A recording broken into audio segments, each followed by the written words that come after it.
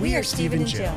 Together, we've been buying and reselling land since the 90s. Our data-centric approach leaves our buyers asking, how can you sell it so cheap? Here on the Land Academy Show, We answer that and more. I'm Jill DeWitt. I'm Samantha Lathus. And this is the Land Academy Show. Today is episode number, I don't know, do you know? I have no idea. Someone's going to fill that in. Well, as you can see, this is a very special show today. I am so excited and so happy that I have my sweet ambassador, Land Academy ambassador, Samantha Lathus, with me in my office today. And we are having a whole lot of fun. How are you? I'm doing great. I'm enjoying the Arizona sunshine, getting out of the cold Chicago. So there we go. Really refreshing. Yeah, and please tell us a little more about the flight in and what. Please share with us for a moment, if you will, what Carl decided to talk to you about as you're boarding the plane. I know. So we get on the plane. He's like, "Do you know what model number we're on?" I'm like, "No." He's like, "Have you listened to the news in the last week?" I'm like, "No." Like, what's going on? He's like, "These are the same model that are losing their doors mid-flight." I'm like, "Oh, why are you telling me this now?" Wait, you mean the same plane that my whole family's on, my whole life, you and our two children who are right next to us? Minor details. He's like, "Just don't sit near the exit row." Like, great. I'm like, "Oh, here we go." Do you know what? I just thought about that. People used to pay extra because of the extra legroom for that. I wonder if that's going to be, now it's going to be like, I want to get some compensation if I sit there. You sit right there. No, that used to be a good thing. Do you know how to open and operate? I'm sure I feel so bad saying this, especially because I'm a pilot. My dad was a professional pilot, and then I come from that background. I worked at American for years, but I got to say it, when they say, "Do you know how to open and operate the door?" and they're giving the little safety speech, I'm surprised. I bet everybody's going like, "Doesn't it open by itself?" Right. So yeah, I'm not needed, right? So automatic. Exactly. Oh, okay. So back to the show. This is gonna be fun today. So while we are recording, the guys are in Jack's office recording. So this is going to be really good. And nobody knows what each person's talking about. So I don't even know what order you're getting this. But you're getting 1 week of Carl and Jack talking, and you're going to get the next week Samantha and I talking. And we're going to share, Samantha and I are going to talk about something informational. First, then we're going to talk about a deal. We're going to give some good deal chat because that's why we're here. This is what we do. And then we're going to wrap it up with something inspirational too for you, just so we have a couple good things lined up. So let's dive in. Informational. We've been talking about this a lot. You and I talk about this all the time. But it's amazing to me. There's two things I've noticed. One is, over the last couple years, we've had more strong women come into Land Academy, not just as couples, just on their own. And I love it. What do you think? I absolutely love it. Okay. When we were on the pro call the other day, it was funny. I noticed there was about 10 of us all meeting. Yes. And besides Carl and Jack, there was one other boy. Isn't that amazing? Right. So there were 10 people on the call. Yes. And the majority of them were women. And these deals that we're doing. It's phenomenal to see how much better we are at this than the boys. I know. I go back to, we make different decisions, and I go back to, especially this one, you're so smart. I mean, I make different decisions than Samantha makes, which is good. We're really good. I was going to say, you make different decisions too than me, which is good. I'm like, I go to balance each other. Yep. My decisions are, okay, here's how I feel about this. This is my stomach, gut, and this is why. Samantha's is, well, let me run please let me run the trending report, and I will tell you if I support that or not. So there you go. I was just thinking, so this was on our LA Pro call that Samantha's talking about.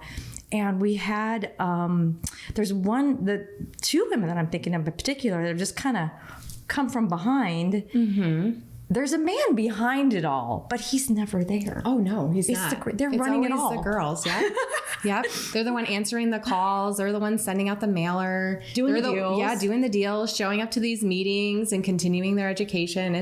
They're really committed, and it's awesome. So you who know who we're talking about, you girls are smart cookies. And by the way, is he even smarter? Because he's like, I'm gonna put my wife and this other person in charge, and I'm gonna sit back and let them run. And boy, are they. So cool. So why? Then it comes to, okay, we're obviously getting the word out, and we're working on it more. There's stuff coming. We'll just say that. And because we want to motivate and inspire, and even, man, we'll financially back them. Other females who want to be investors like us. Like, I'm trying to think of, what holds people back, holds women back. I think that they just are intimidated with the industry because a lot of the real estate investors are male. Right. And for whatever reason, they just feel like they need to either overprove themselves, or they just are intimidated by that, or I'm not so sure, but I just think that we are better at it. And so we shouldn't just put that like self-doubt in our own minds or totally whatnot. Were you ever afraid of it? No, but I kind of like... So that's the thing, I was waiting for that. I've been around real estate my entire life. Like, my dad always spoke to me about it growing up. And so it was always just like, oh yeah, I totally understand that. Yeah. Oh, I get that part. And then when Carl started doing it, I was able to keep up with him when he was talking like rate of returns and such. And I was comfortable with it. You know what? I've never been. Will you speak of that, please? Because please share for someone who doesn't know that much. Your background before Land Academy, because that's really good. Not only your real estate stuff, but your other stuff, and then how it all came together. Yeah. So a little bit about me, I guess. I had a corporate job for 15 years, and it was good in some aspects because it really showed me how to use data and trending and how to use Excel. And I was really, really good at it. I did international accounting for a huge company. That's the thing. It's not like I just worked for a big company. I answered the phones. Yes. No, I was not what you did. I was in the finance department, There we and I was, helping out with everything that I could, learning as much as I could. Yeah, but let's go even a little higher. Like, please, like you were doing these financial reports for the executives. Yes, we were doing... This is nothing to sneeze at. You were like way up here. We were compiling all of that, making sure it was accurate because we had to present it to the exec board. It was a publicly traded company. And so you had to meet all these requirements. And so we were the ones that were aggregating everything together, verifying it, trending to make sure that we had a good plan in place. To talk about like, yes, we're here and this is where we're going to end at the end of the year. And we had all these models and different formulas built in. It was great. It taught me a lot. Yeah. And then Carl on the side was starting his construction company. And on the other side, he was starting to buy and sell houses because he thought that was the easiest way to, have some sort of passive income or to generate income. And through that, he met a fellow Land Academy member, and all was going great. Oh, too. it was doing great. That's the thing. You guys were not struggling. No, it was not all at all. going good. We were able to. We got this. Yeah, we were able to be committed, and we stuck to all of our plans, and everything was going good. And then our friend whispered, he's like, I was doing this like Land Academy thing, and then we started researching it. And within the next year, Carl was like, you need to quit your job, and we need to do Land Academy. And so I'm sure you're like, I have 15 years in, I've got this much, I'm going to get stock options. Yep, I have my staff, I have everything here. My coworkers are awesome. Why would I want to leave this job? Yeah. And then we ended up doing Career Path, and through Career Path, I was like, wow, I could just do this, and I could have more time at home. Yeah. I can, just have this work-life balance while still making the same income, if not more. And it was in my mind, it made no sense to go back to my W-2 job. And so I ended up putting in 2 weeks. And I was like, peace out. She starts career path, and Samantha, I feel like, okay, I'm still a little bit skeptical. Who are you people? Yeah, like, and then does by this the actually end, work? yeah, she's like, I quit. I already resigned during this whole thing. I'm done. Yeah. And so it was great. And then we were able to focus just on the land, and it's been amazing. I've never looked back, and I've never had any regrets about quitting my job to do this. And I feel like because it was the right time. I feel like I know what I was supposed to be doing now was the right move. Right. But I'm going to say, too, you guys are still doing all these other things. It's We didn't quit any of the other you stuff. still have a full-born construction company. Yep. You have apartment buildings. Mm-hmm. You have all kinds of other rental properties. That's still going. So, and I wanted to bring that up because some people think that you can't they think it's a hard transition or they can't really understand. That's a good one, actually. Can you, did you have any trouble transitioning from, flipping houses or owning an apartment building to just, wait a minute, buy and sell a piece of land with nothing on it, right? Was that hard to That understand? was hard for me to grasp, because it's like, okay, what are you doing with this land? Are you improving it? Are you splitting it? Are you doing all these other things to make it more appealing? And the answer was no. And that was the hardest part for me to grasp. It's so then how are we buying this so cheap? It's true. That's the funny thing. It's well, there's something wrong. You go, okay, I bought this, I sold it. I now have $50,000 in my account that wasn't there a month ago. Right. What? Yeah, and I can do that again. Yeah, and do that again and again. And it was just, it was mind-boggling to think about. And then you just have to trust the process. Yeah. And then once you get into the flow of it all, it's oh yeah, this does just work. And, you have to be consistent with it. Just with everything, I feel like you have to be in your construction company. You have to consistently find work for your employees to go out. You need to constantly be buying material. You need to be constantly running your business. Well, the land business is no different. It's you constantly have to be working at it and sending out the mail, constantly answering your phone, returning phone calls, and just staying on top of the escrows and the real estate agents if you choose to sell with them. It's the same thing. It's just this consistency factor. True. It's true. But the startup costs are less. Oh, they are so much less. And the time frame to move through everything. I feel like Carl's been at his construction company for 10 years. And it's it's good and it's profitable and it's great. But I could do what he can do. Like if you just divide it up, the first, we were doing that a couple years ago. We were doing a game with this guy Frank in Landcamp. All right, and let's see, race to $1 million. My way and his way. Oh, Yeah. What takes Carl to do 10 years, I could do in 2. Yep. This is fun. There you go. Diversification is not bad. It is. So that's so good. Well, you were talking about. Tell me about this deal that you guys got. You started to, earlier today at lunch. Yes. You were dropping a nugget about this deal that you guys are doing right now and what it could be. I love this too, because when you explain, here's what it's worth, but here's what we're going to do, because this is who we are. So this is a bucket 3 property. We grabbed this one and we were just okay, now what do we do with it? It's 7 acres in the middle of town, and it had so much road frontage that we were we can't miss this opportunity of splitting it. This was not Sammy's boatyard, was it? No, this was not my boatyard. No, this was a different one, different state.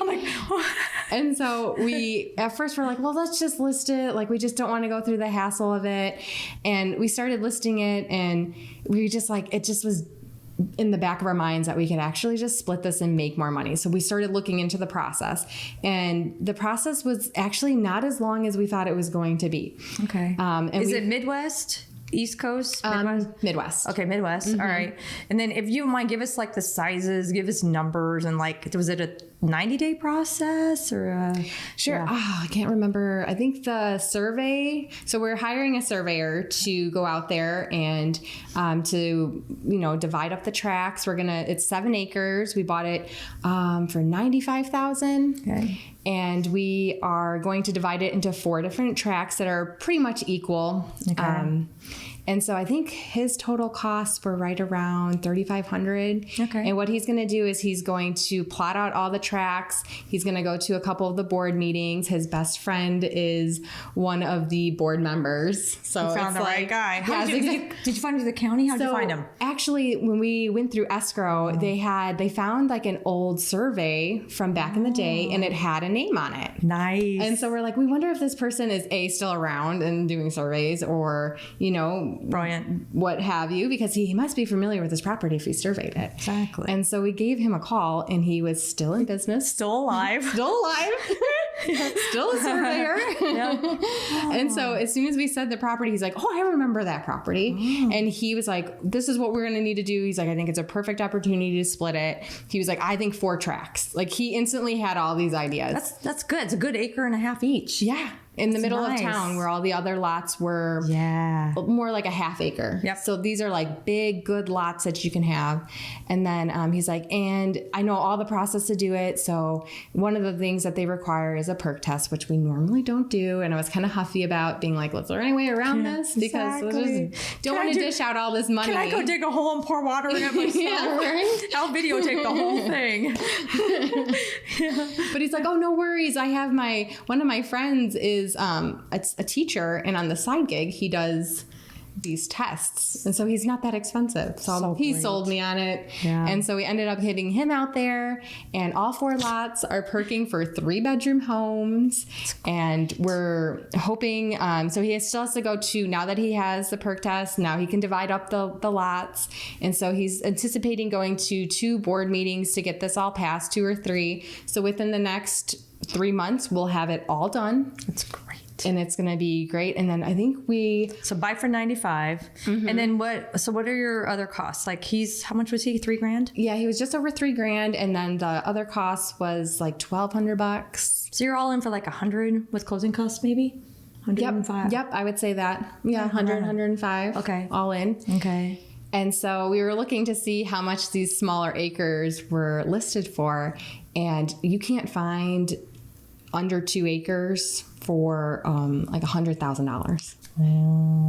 And so we're thinking of starting. And now we have 4 of them. And now we have 4 of them. Yep. And so now we're starting to think, like, do we just list them there and like have people counter us lower, or do we move them a little bit faster and list them maybe at like 80 or 90 and just kind of take what comes? So now we have some decisions to make, but it's going to be super profitable, and we are super excited. That's awesome. Now, are you going to list them, or are you going to get a local broker? We're going to get a local broker just because they'll know more. They'll have a buyer pool. There you go. Take that in. Yeah. And then you don't have to take any phone calls. You don't have to Exactly. answer all the questions. Just have to review the offers that come through. And Exactly. I hope one person comes in and buys them all. That would be I hope smart. so too. I That really would be do. really good. One builder could do 4 of them next to each other. And they're already perked for 3 bedrooms. And that's like Totally. the most common layout. I was looking at like new builds in the area, and the 3 bedrooms are like the common one in the area. So I'm like, oh, this is perfect. What do the homes sell for around there? So the newer subdivisions, some of the houses are going for like 5,000, 6,000, 100,000. That's great. Okay. That's perfect. That's great. Those are awesome numbers. Well, what a good deal. I know, we're super excited about it. So that's just what's possible. You could have turned around and flipped it for, knowing what's possible. Well, what are like in its current condition? So all in around 95, closing costs 100, and add in broker fees, whatever. So would you have sold it for like $250? we were just trying for 250. Okay. And now you're going for like Yeah, 350, 400. And it was funny because we got a couple offers like at the 200 mark, and we're just like, fun. We're just like, well, it's not, you are clearly in a financial position that you're like, we just I don't need my $100,000 back that fast. We just knew Let's it was worth do the smart more. thing. Yeah, and we just were like, this can be divided, and that just like stuck with us, and This is actually going fast. it is going really When you fast. really think about it, to make like, a couple $100,000 in a couple months when you could be all cash in, cash out, like 90, 120 days with all this going on. Like, that's phenomenal. And I'm glad you made that decision. But it's like, do I just take the money and run? And, and how much more time is it? You hired that guy. Yeah. You paid for this. It's like, what are you all in for maybe 8 hours? Right, exactly. Like it's not 8 hours of your life. answering emails and a couple phone calls. I waited an extra 60 days and 8 hours of my life, and I made an extra 150 on it. All right, I think It weighs out. There we go. That was a good decision. I love it. That's so good. So that's kind of just, normal stuff we do. I love it. Thank you for sharing that. That was a good story.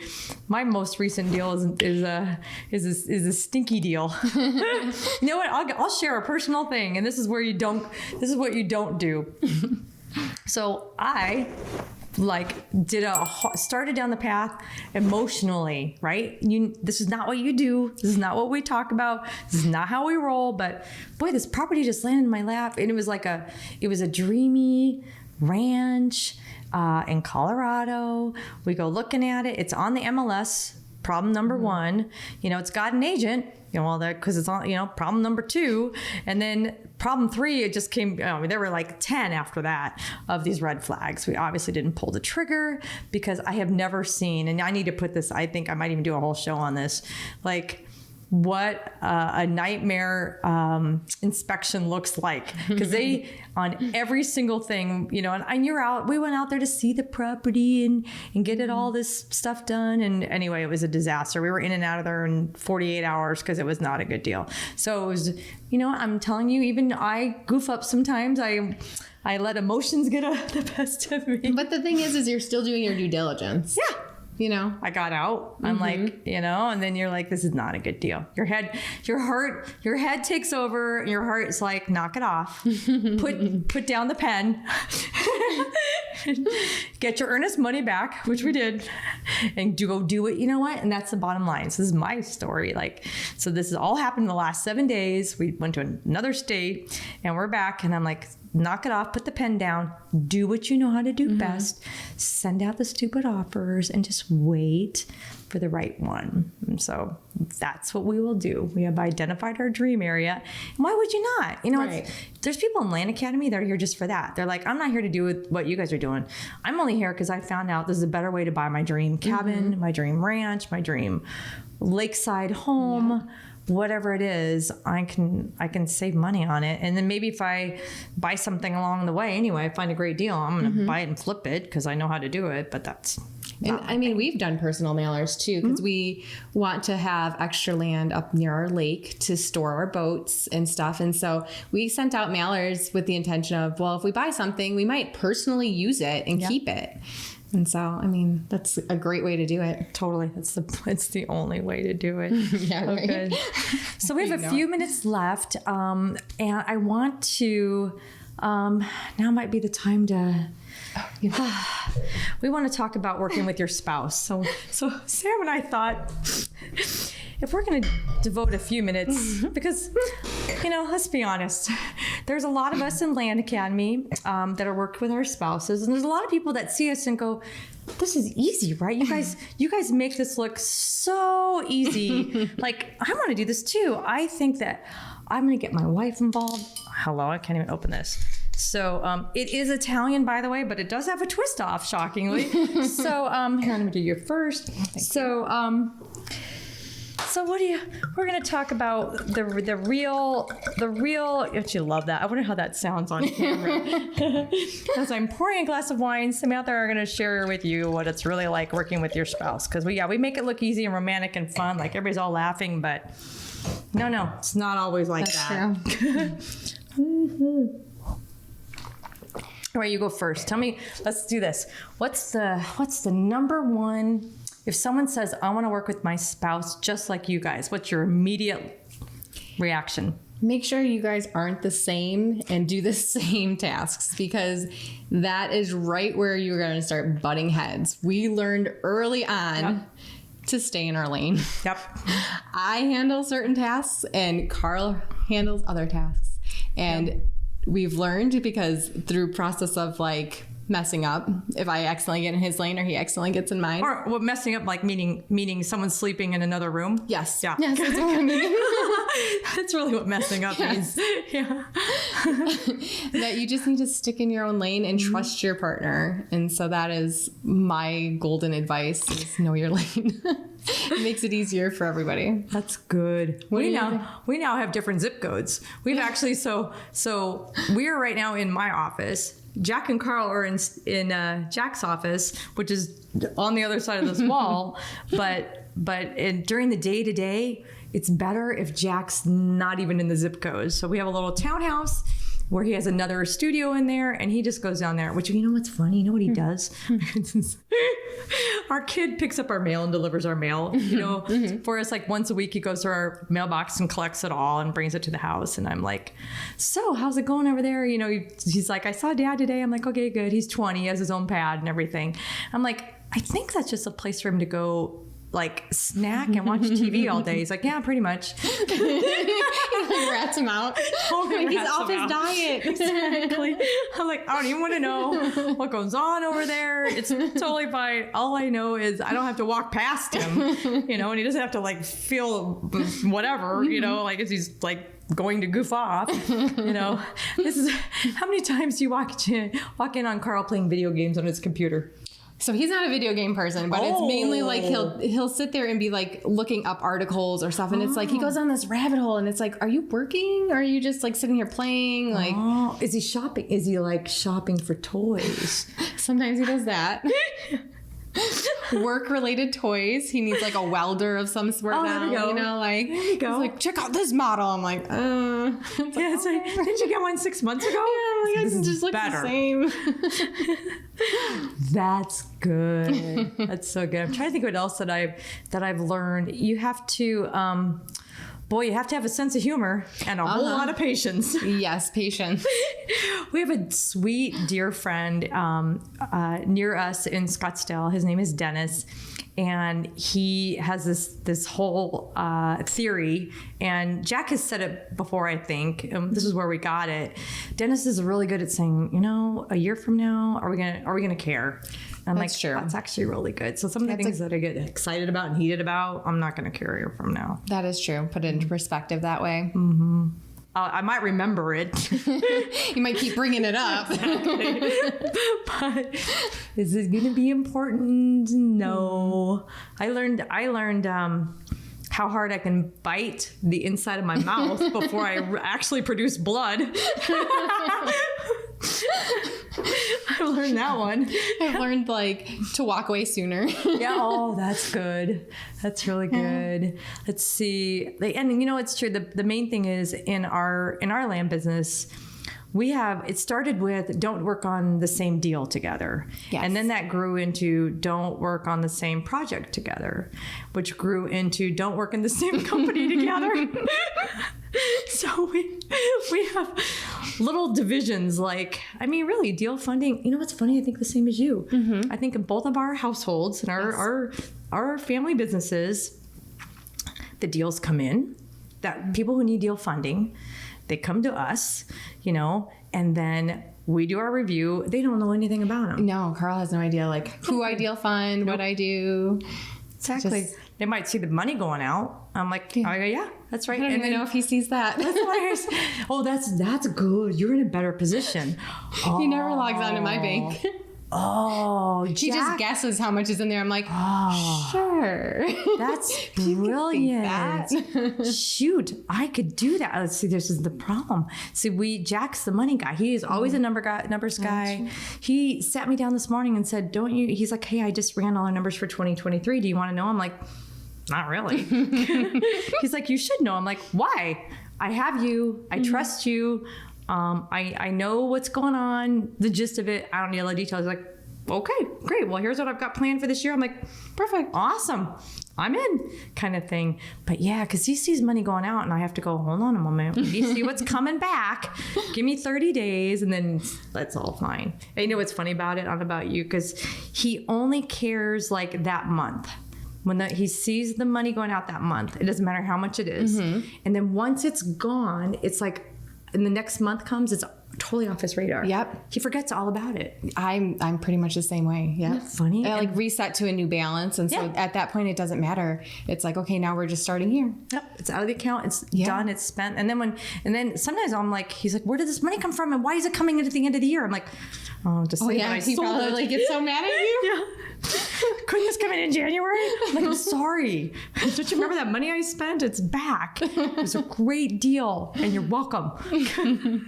Oh, that was fun. This is good. All right. I hope we. I know I had fun. Did you have fun? I did. Good. Maybe we should do more of these. We should. Okay.